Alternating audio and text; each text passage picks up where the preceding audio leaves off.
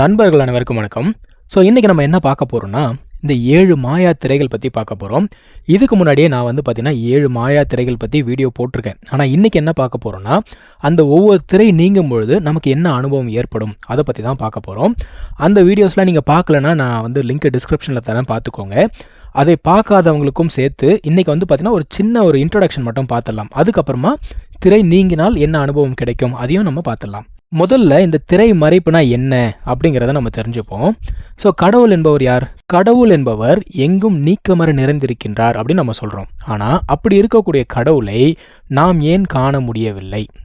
அப்போ நம்ம அந்த கடவுளை எங்கே காண்பது, எப்படி காண்பது? ஆண்டவர் என்பவர் எல்லா இடத்திலும் இருப்பது உண்மை என்றால் அவரை எல்லா இடத்திலும் காணலாம் அல்லவா? அப்படி ஆண்டவரை நம்மால் ஏன் காண முடியவில்லை? அதற்கு காரணம் என்ன?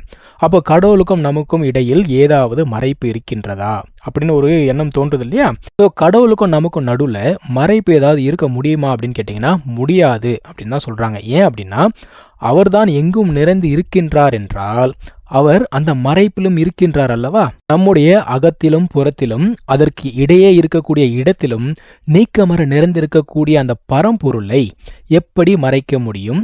எதனால் மறைக்க முடியும்? யாரால் மறைக்க முடியும்? எதனாலும் யாராலும் மறைக்க முடியாத அந்த கடவுள் ஏன் நமக்கு தெரிவதில்லை? இப்போ ஒரு மனுஷன் இருக்கான், அவன் வீட்டுக்குள்ளே இருக்கான். வீட்டில் பார்த்தீங்கன்னா ஒளி நிறைந்து இருக்கு. ஆனால் அவன் தன்னுடைய கண்களை மூடிக்கொண்டிருக்கின்றான். அப்போது அவன்கிட்ட போயிட்டு ஒளி தெரியுதா அப்படின்னு கேட்டால் அவன் என்ன சொல்லுவான்? எனக்கு தெரியல அப்படின்னு தான் சொல்லுவான். ஆனால் நமக்கு பார்த்தீங்கன்னா அந்த ஒளி தெரியுது. அப்போ அவன் இல்லைன்னு சொல்கிறத நம்ம எப்படி ஏற்றுக்க முடியும்? அவன் மூடியிருந்த தன் கண்ணை திறந்து பார்த்தால் அந்த வீட்டில் ஒளி சுடர்விட்டு பிரகாசித்து கொண்டிருப்பதை அவனால் உணர முடியும். அதுபோல ஒருவரின் அறியாமை என்னும் மூடம் அவனது ஞானக்கண்ணை மூடிக்கொண்டிருக்கின்றது. ஞானக்கண் மூடிக்கொண்டிருக்கும் வரை கடவுள் ஜோதி அவனால் பார்க்க முடியாது. மனிதனுக்கும் கடவுளுக்கும் இடையில் இருப்பது அறியாமை என்னும் மாய உணர்வை தவிர வேறு எந்த திரையும் கிடையாது. இந்த திரை என்பது உண்மையானது அல்ல. அதனால்தான் இதனை மாயத்திரை என்று சொல்வார்கள். இந்த மாயா திரைகள் மொத்தமா 7 திரைகள் இருக்கு. இதை பார்த்தீங்கன்னா மாயா சக்தி அப்படின்னு சொல்லுவாங்க. என்னென்ன? மாயா சக்தி, கிரியா சக்தி, பராசக்தி, இச்சா சக்தி, ஞான சக்தி, ஆதி சக்தி, சிற்சக்தி. இந்த 7 சக்திகளா சொல்லக்கூடிய 7 திரைகள் என்னென்னு பார்த்தீங்கன்னா கருப்பு திரை, நீலத்திரை, பச்சை திரை, சிவப்பு திரை, பொன்மை திரை, வெண்மை திரை, கலப்பு திரை. நம்முடைய இந்த உலகத்தை இருள் சூழ்ந்து கொண்டு இருக்கு. சூரியன் வந்த உடனே என்ன ஆகுது? அந்த ஒளிப்பட்டு இருள் விலகுது இல்லையா? இதை தினமும் நம்ம பார்த்துக்கிட்டு இருக்கோம். அந்த காரிருள் போன்றது தான் கருப்பு திரை. அப்போ விடியற் காலையில் என்ன ஆகுது? கிழக்கு வெளுக்க தொடங்குது. இதுவரை கருப்பு மாயமாக தோன்றியிருந்த அந்த கீழ்வானம் நீலமாகின்றது. இதுதான் நீலத்திரை. இப்போ இந்த நீலம் என்பது பசுமையாகின்றது. இந்த பசுமை திரை போன்றதுதான் பச்சை திரை. அதுக்கப்புறம் என்ன ஆகுது? அது செம்மை உருகின்றது. இந்த செம்மை நிறத்தை போன்றது சிவப்பு திரை. செம்மை என்பது பொன் வண்ணமாக மாறுகின்றது. இந்த பொன் நிறத்தை போன்றதுதான் மஞ்சள் திரை. இதுவும் நீங்கிய பின் வெள் ஒளியுடன் ஞாயிறு உதயமாகின்றது. இந்த வெள் ஒளியின் வெண்ணிறம் போன்றதுதான் வெண்மை திரை. இந்த சூரியனுடைய ஒளியில மற்ற எல்லா நிறங்களும் கலந்துருக்கு இல்லையா? அதாவது அந்த சூரியனின் வெள் ஒளியில 7 நிறங்கள் இருக்கு. அதே போல இந்த மற்ற 6 திரைகள் இருக்கு இல்லையா? அந்த 6 திரைகளின் நிறங்களை கொண்டதுதான் இந்த கலப்பு திரை. இப்போ ஒவ்வொரு திரை நீங்க பெறும்பொழுது என்ன அனுபவம் கிடைக்கும் அப்படிங்கிறத நம்ம பார்ப்போம். முதல்ல நம்மளுடைய அந்த அருட்பெரும் ஜோதி மகா மந்திரம் இருக்கு இல்லையா? இந்த அருட்பெரும் ஜோதி அப்படிங்கிறது 6 அசைகளை கொண்டது. இதை நம்ம ஏற்கனவே பார்த்துருக்கோம். இதை தான் பார்த்தீங்கன்னா இந்த ஷடாக்ஷர மந்திரம், அதாவது சரவண பவ அப்படின்னு சொல்லிட்டு 6 வீடுகளாகவும் இருக்கின்றது. இந்த திரைகள் அப்படிங்கிறத நீங்க பெறணும் அப்படின்னா சத் விசாரம் என்பது அவசியம். அப்போ ஒருமையுடன் இருந்து தயா விசாரம் செய்து கொண்டிருந்தால் திரு அருளால், அதாவது இறைவனின் திரு அருளால் மாயா சக்தி மறைப்புகள் ஒழிந்து மெய்ப்பொருள் காட்சி பெறப்படும். இப்போ ஒரு திரையா பார்ப்போம். முதல் திரை பார்த்தீங்கன்னா கருப்பு திரை. இந்த கருப்பு திரை அப்படிங்கிறது அறிவு நிலை சிறிதும் விளங்காத அஞ்ஞான சக்தியாக உள்ளது. அப்போ தயவும் சத்விச்சாரமும் மேலிட அருளறிவு மிளிர ஆரம்பிக்கும். தயவும் சத்விச்சாரம் மேலிட அறிவு மிளிர ஆரம்பிக்கும். அந்த அறிவு விளக்க சக்தி நமது மூலாதாரத்தில் அமைந்து விளங்குவதாய் இருக்கின்றது. இந்த சக்தி அகரமாகிய ஆகாச நிலையை காட்டி அருட்பெரும் ஜோதியின் முதல் அசையால் குறிக்கப்படும் அகர அறிவு நிலையை விளக்குவதாகும். அகரம்னா என்னங்கிறத நம்ம இதுக்கு முன்னாடியே பார்த்திருக்கோம். என்பது 8 என்ற எண்ணால் குறிக்கப்படும். 8 என்பது என்ன? இந்த எண்சான் உடலை குறிக்கும். இந்த ஆகாயம் என்பது அடிமுடி தொட்டு பரவி இருப்பதனால் இந்த என்சான் உடல் என்னும் இந்த அளவையே ஆகாய அளவாகவும் எடுத்துக்கொண்டனர். அதனாலதான் ஆகாயத்தை குறிக்கிறதுக்கு ஆ என்பதை பயன்படுத்துகிறார்கள். இந்த அறிவு விளக்க சக்தி என்பது மூலாதாரத்தில் இருக்கும் அந்த காரணத்தினால்தான் மூலாதாரத்தில் அறிவுருவாக இருக்கக்கூடிய மூல கணேச கஜமுக சக்தி இருப்பதாக யோக ஞான நூல்கள் கூறுகின்றன. இந்த அறிவு விளக்கம் பெறுவதற்கு என்ன செய்ய வேண்டும் அப்படின்னா, புருவ மத்திய நின்று ஒருமையுடன் விசாரம் செய்து வந்தால் உள் விளங்கக்கூடிய அந்த அருட்பெரும் ஜோதியை மறைத்திருக்கக்கூடிய அஞ்ஞானமாகிய முதலாவது கருப்பு திரை என்பது விலகும். அருட்பெரும் ஜோதி ஆண்டவரின் முதல் விளக்கம் புலனாகும். இந்த அறிவு விளக்கம் காரியப்பட்டு தொழில் புரியும் இடம் நம்முடைய மூலாதாரமாக இருந்தாலும் இதன் அனுபவம் என்பது சகஸ்திரமாகிய நிராதார நிலையில் அமைந்து வெளிப்படும். எனவே இந்த முதல் திரையாகிய கருப்பு திரை என்பது விலகும் பொழுது கீழ் ஆதாரத்தில் அகர சக்தி பூரணமாய் வெளிப்பட்டு அனுபவம் வழங்கும்.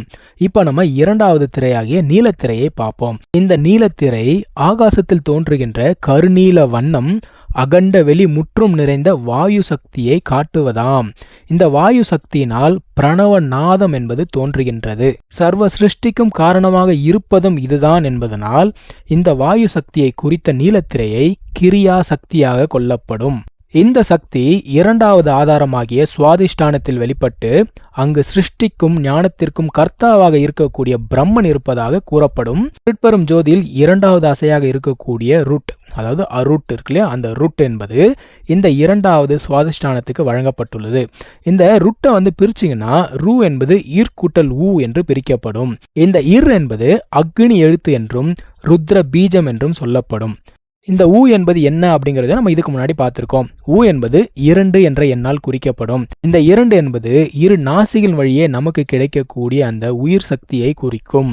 அதுதான் இங்க என்ன சொல்றாங்கன்னா, 5வது சக்தி அல்லது உயிர் எழுத்தாகவும் இட் என்பது அடுத்து வரக்கூடிய அந்த இட் என்பது 5ஆம் மெய்நிலை எழுத்தாகவும் கூறப்படுகின்றது. அதாவது இறைவன் பாத்தீங்கன்னா 5 தொழில் செய்யக்கூடியவர். ஆக்கல், காத்தல், அழித்தல், மறைத்தல், அனுகிரகம் செய்தல். அப்ப 5வதாக இருக்கக்கூடிய அந்த அனுகிரகம் அதை குறிப்பது இட். அப்ப என்ன சொல்றாங்கன்னா, இந்த 5வது அனுகிரக ஒளி வடிவத்தை காட்டி பிரம்ம ஞானத்தை வழங்குவதாம். இப்போ 3வது திரையை பார்ப்போம். 3வதாக இருக்கக்கூடியது அந்த பச்சை திரை. இந்த பச்சை திரையை பாத்தீங்கன்னா, இதுக்கு முன் சொன்னோம் இல்லையா, 2வது திரை என்பது என்ன, உயிர் சக்தி அப்படின்னு சொன்னோம். அதாவது வாயு சக்தியாகிய உயிர் சக்தி.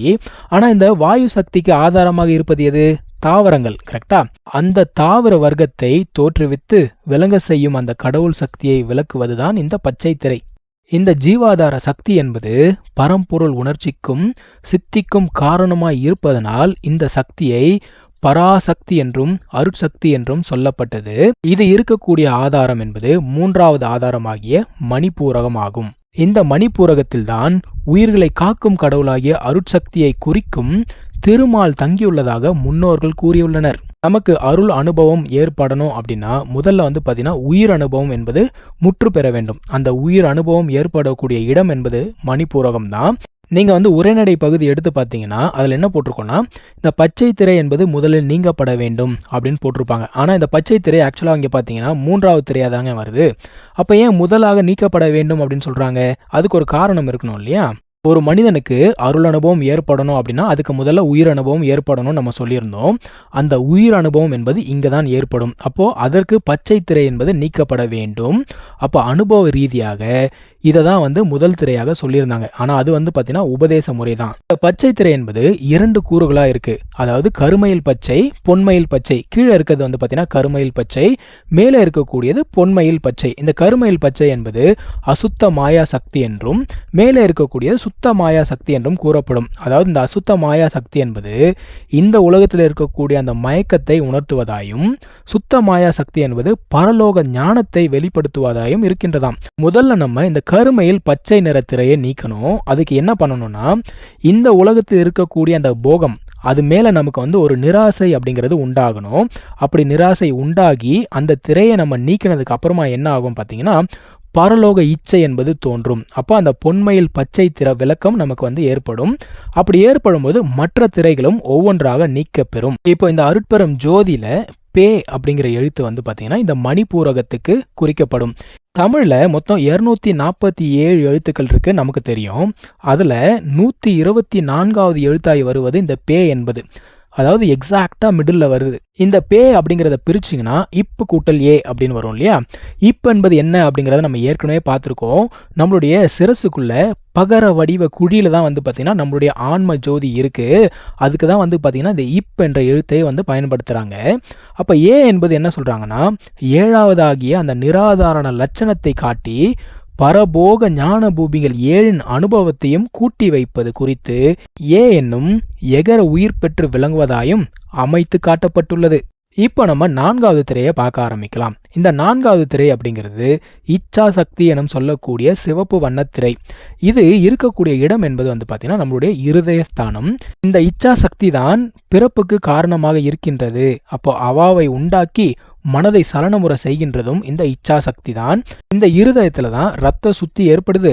இதுல ஜீவகாரண அக்னியும் இருக்கு. இந்த காரணத்தினால்தான் அதை இச்சா சக்தி என்றும் அது சிவப்பு நிறம் உடையது என்றும் சொல்லப்பட்டது.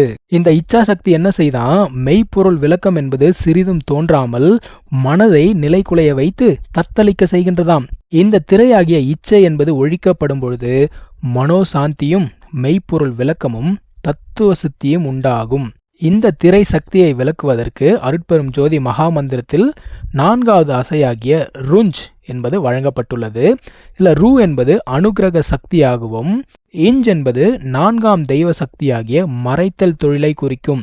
ஏன்னா ஆக்கல், காத்தல், அழித்தல், மறைத்தல். அப்போ மறைத்தல் என்பது 4ஆக வருது இல்லையா, அதை தான் இங்கே சொல்றாங்க 4ஆம் தெய்வ சக்தி அப்படின்னு சொல்றாங்க. இந்த 4ஆம் திரையாகிய இச்சா சக்தி என்பது ஒழிந்த பின் கடவுள் ஒளி என்பது விளங்கும். அந்த ஒளி என்பது எங்கும் நிறைந்து பொன்மயமாகிய அழல் ஒளியாய் இருப்பதை காட்ட இத்திரையை பொன் வண்ணமாயும் இது குறித்த அந்த சக்தியை ஞான சக்தி என்றும் கூறினர். இந்த திரையாகிய ஞான சக்தி விளக்கத்தால் பேரொளியில் கலந்து திகழும் அருட்பெரும் ஜோதி சக்தி விளங்கும். இந்த ஞான சக்தி இருக்கக்கூடிய இடம் என்பது விசுத்தி ஸ்தானமாகும். அப்போ இந்த சக்தி விளக்கம் ஏற்படும் பொழுது ஞானத்தின் வரம்பாகிய மோன நிலையும் கண்ட சுத்தியும் ஏற்படும். மோன நிலை அப்படின்னா என்னன்னா, எந்தவித எண்ணமும் சலனமும் இல்லாமல் அமைதியாக இருக்கக்கூடிய ஒரு நிலை தான் மோன நிலை. கண்ட சுத்தி அப்படிங்கிறது இன்னொருத்தருடைய மனசுல என்ன இருக்கு அப்படிங்கிறத கண்டு அறியக்கூடிய ஒரு நிலை. அருட்பெரும் ஜோதி மகாமந்திரத்தில் இருக்கக்கூடிய 5வது அசையாகிய ஜோ என்னும் எழுத்து இந்த விசுத்தி தானத்துக்கு கொடுக்கப்பட்டுள்ளது. ஒரு சில பேருக்கு இந்த ஒரு சந்தேகம் வரலாம், இந்த ஜோ ஜா அப்படிங்கிறதெல்லாம் வந்து பார்த்தீங்கன்னா வடமொழி சொல்லாச்சு, நம்ம இதை ஏன் தமிழில் பயன்படுத்துகிறோம் அப்படின்னு. ஆக்சுவலாக நம்ம வந்து பார்த்தீங்கன்னா சா தான் யூஸ் பண்ணுவோம், சா சோ தான் யூஸ் பண்ணுவோம். ஆனால் இந்த அருட்பெரும் ஜோதியில் இஞ்சுக்கு அப்புறம் சோ அப்படிங்கிறது வரதுனால இஞ்சு சோ இது ரெண்டுத்தையும் சேர்த்து சொன்னீங்கன்னா ஜோ அப்படிங்கிற ஒரு ஒலி தான் ஏற்படும். அதனால தான் இந்த இடத்துல ஜோ அப்படிங்கிறத யூஸ் பண்ணியிருக்காங்க. நம்முடைய இந்த மனித சரீரத்தில் அண்டம் பிண்டம் அப்படின்னு சொல்லிட்டு 2 பாகங்கள் இருக்குது. அதாவது கழுத்துக்கு மேலே இருக்கக்கூடியது அண்டம், கழுத்துக்கு கீழே இருக்கக்கூடியது பிண்டம். இப்போ இந்த அண்டத்தையும் பிண்டத்தையும் கனெக்ட் பண்ணக்கூடிய ஒரு இடம் தான் வந்து பார்த்தீங்கன்னா இந்த விசுத்தி. அப்போது அந்த விசுத்தி என்னும் 5வது ஆதாரத்தில் உயிர் சக்தியையும் அருட்சக்தியையும் அறிந்து அனுபவிக்கபடி ஞான சக்தியாய் விளங்கியதாம். இந்த ஞான சக்தியின் விளக்கத்தை பெற்ற பின்னர் தான் தெய்வத்தின் அருள்நிலை என்பது உணரப்படுகின்றது. இந்த அருள்நிலைதான் அடுத்த திரையாக இருக்கக்கூடிய வெண்மை திரையாகும். அப்ப வெண்மை திரை என்பது ஆதி சக்தியை குறிப்பது. இந்த ஆதி சக்தி என்பதே மற்ற எல்லா சக்திகளுக்கும் தோற்றப்பீடமாய் தாயகமாய் திகழும் அருட்சக்தி என நாம் அறிய வேண்டும். இந்த அருட்சக்தி அப்படிங்கிறது தூய்மையானது, பரிசுத்தமானது அப்படிங்கிறதுனால இதுக்கு வெண்மை நிறம் என்பது கொடுக்கப்பட்டுள்ளது. இந்த அருட்சக்தியால் தான் நமது அருட்பெரும் ஜோதியின் பூரணத்தன்மை என்பது விளங்கும். இதுக்கு வந்து பார்த்தீங்கன்னா அருட்பெரும் ஜோதி மகாமந்திரத்தில் 6வது அசையாக இருக்கக்கூடிய தீ எனும் எழுத்து குறிக்கப்பட்டுள்ளது. தீ என்பதை இத்து கூட்டல் ஈ அப்படின்னு பிரிக்கலாம் இல்லையா. இந்த இத்து அப்படிங்கிறது 7வதாக வரக்கூடிய மெய்யெழுத்து. அப்போ இங்கே என்ன சொல்கிறாங்க, 7வதாகிய மெய்நிலையாய் நின்று தகராகாச கடவுள் வடிவத்தையும் ஈ அப்படின்னு இருக்கக்கூடிய அந்த இகர உயிர் இருக்கு இல்லையா, அது வந்து அருட்பிரணவம் எனப்படும் அருட்சக்தியையும் தெரிவிப்பதனால் அருட்பெரும் கடவுள் என்பது உணர்த்தப்பட்டதாகும். இந்த வெள்ளை திரை என்பது நீக்கப்படும் பொழுது ஆக்னையில் அருட்சக்தி விளக்கத்தால் அருட்பெரும் ஜோதி ஆண்டவரின் ஞானம் பெறப்படுகின்றது. இப்படி ஆக்னையில் அருட்சக்தியை பெற்று வெள்ளை திரையை நீக்கிக் கொள்வதுதான் நெற்றிக்கண்ணை திருப்பித்துக் கொள்ளுதலாகும். நமக்கு இந்த ஒவ்வொரு ஆதாரத்திலும் ஒவ்வொரு விளக்கத்தை கொடுக்கக்கூடிய அந்த சக்திகள் இருக்கு இல்லையா, அந்த சக்திகள் எல்லாம் ஒன்று கூடி இங்கே கலப்பு திரையாக இருக்கின்றது. அந்த 6 மாயா சக்திகள் குறித்த அந்த 6 வண்ணங்கள் இருக்கு இல்லையா, அது எல்லாம் ஒன்று கூடி ஒரே திரையாக விளங்கி நம்முடைய அருட்பெரும் ஜோதியை மறைத்து நிற்கின்றது. இந்த திரை விளக்கப்படும் பொழுது அருட்பெரும் ஜோதி சித்தி என்பது விளங்கி அனுபவப்படும்.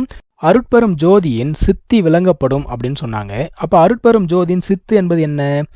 அறிவுருவாய் வெளி முழுவதும் கலத்தலும், அறிவுருவாய் அந்த பிரபஞ்ச வெளி முழுவதும் கலத்தலும், பொன்மேனியாய் எங்கும் திகழ்தலும் அருட்பெரும் ஜோதி சித்தாய் தெளியப்படும். இந்த உண்மையை மக்களுக்கு காட்டணும் அப்படிங்கிறதுனால்தான் தைப்பூச தினத்தன்று அந்த சத்திய ஞான சபையில திரைகள்லாம் விலக்கி ஜோதி தரிசனம் அப்படிங்கிறது நமக்கு காட்டப்பெறுது. இப்போ ஒரு சில பேருக்கு ஒரு கேள்வி வரலாம், என்னன்னா இந்த உலகத்துல எவ்வளவோ மகான்கள் தோன்றியிருக்காங்கப்பா, அது மட்டும் இல்லாமல் எவ்வளவோ சாஸ்திர நூல்களை எழுதியிருக்காங்க. இந்தியாவே எடுத்துக்கோங்களேன், இப்போது காஷ்மீர்லேருந்து கன்னியாகுமரி வரைக்கும் எடுத்திங்கன்னா எவ்வளோ மகான்கள் இருக்காங்க, எவ்வளோ விஷயங்கள் எழுதியிருக்காங்க. அவங்களால இந்த ஒரு நிலையை அடைய முடியாதா அப்படின்னு கேட்டிங்கன்னா முடியும். ஆனால் அவங்க கிட்ட இந்த தயா ஒழுக்கமும் சமரச உணர்ச்சியும் கிடையாது. இன்னைக்கு இருக்கக்கூடிய கரண்ட் சிச்சுவேஷனே எடுத்துக்கோங்களேன், நார்த்து சவுத்துன்னு சொல்லிட்டு சண்டை போட்டுட்ருக்கோம். இது பார்த்ததுக்கு தமிழா சமஸ்கிருதமான ஒரு சண்டை நடந்துக்கிட்டு இருக்கு. இன்னொரு சைடில் கோயில்கள் எல்லாத்தையும் நம்ம மீட்டெடுப்போம்னு சொல்லிட்டு இன்னொரு பிரச்சனை போய்கிட்டு இருக்கு. இதில் சமரசம் அப்படிங்கிறத நீங்கள் எங்கே பார்க்குறீங்க? என்னதான் வள்ளலார் எழுதிட்டு போனாலும் தமிழில் தான் எல்லாமே இருக்குது. தமிழ்நாட்டுக்குள்ளே முதல்ல அந்த சமரசம் இருக்கா? பழனி கோயிலுக்குள்ளே வேற்று மதத்தினர் போகக்கூடாது அப்படின்னு சொல்லிட்டு ஒரு ஜட்மெண்ட்டை இப்போ நம்ம வாங்கியிருக்கோம். இதில் சமரசம்ன்றது எங்கே இருக்குது? அப்போது சமரச உணர்வு என்பது இல்லாமல் எவ்வளவு பெரிய குரு கிட்ட போய் உட்காந்து தியானம் தவம் செய்தாலும் பயன் கிடையாது. முதல்ல நம்ம பக்குவம் அடையணும், சமரச உணர்வு என்பது நமக்குள்ளே வரணும், தயா உணர்வு என்பது வரணும். அதுக்கப்புறம் நம்ம செய்யக்கூடிய எல்லாமே வெற்றி அடையும். ஸோ இதோட இந்த ஒரு பதிவை நான் முடிச்சுக்கிறேங்க. ஆக்சுவலாக திரைகள் பற்றி இன்னும் கொஞ்சம் இன்ஃபர்மேஷன் இருக்குது. நான் அது வேணும்னா உங்களுக்கு அடுத்த ஒரு வீடியோவில் போடுறேன். So thank you so much for வாட்சிங். Take care. பை.